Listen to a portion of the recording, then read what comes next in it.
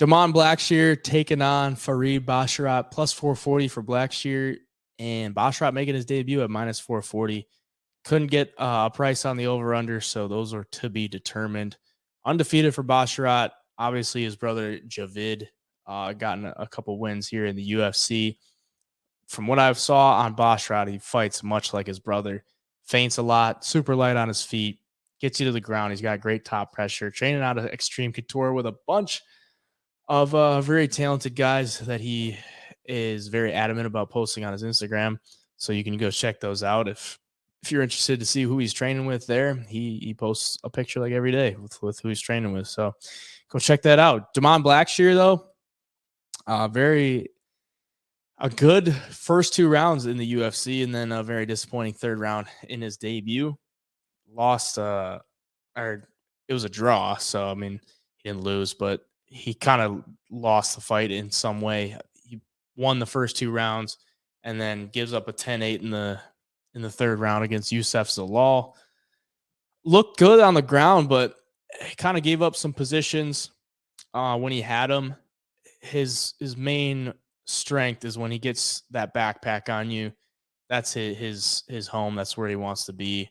And if he gets it on you, you're not necessarily you're not completely done, but he keeps it and he can steal rounds that way. So if he can get Basharat, or if he can take Basharat's back, man, he deserves to win, because I don't think that's going to be very easily done.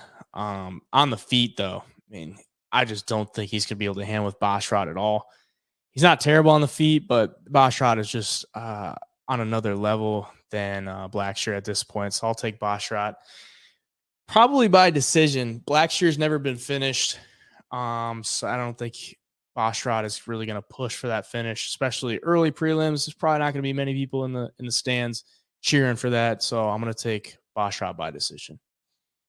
Yeah, and Basharat gets a lot of decision wins, and he's such a good striker, but he's like his brother. He's not going to go out there and hit you with these big power shots by any means. But technically, he's super sharp. It's going to be hard to go out there and outstrike a guy like Basharat, him or his brother, if I'm being honest. I mean, you might be able to touch him up here and there, but in the long run, you're going to lose that point game. And I don't think Blackshear has enough on the ground to go out there and dominate him on the mat either, because if you look, most of his wins, not even his finishes of Basharat's, come by submission. So he's obviously skilled on the ground. He's a little more, I feel like watching him, he's a little more aggressive than his brother Javid. I think he's got more of a killer instinct, in my opinion. I mean, Javid's just so technical all around. He's just going to fight you like he's sparring, but it's like a high level sparring, and he's going to get the win in that fashion. But I think Farid's going to go out there. His game plan is going to be the same. He's going to touch you up on the feet. If it goes to the mat, he's probably going to finish you. I mean, Blackshear showed against Youssef Zalal that he's pretty good on the ground, but I just feel like this is another level than a guy like Youssef Zalal. I think the Basharat brothers are going to be winning a lot of fights in the UFC coming up in the next couple of years. I think it's no different here. Farid Basharat, I'm going to take the double chance when that comes out by either by submission or decision. I'm sure you'll be able to bet that down a little bit. I'm sure you'll get a better price on that than just the money line. So I like it.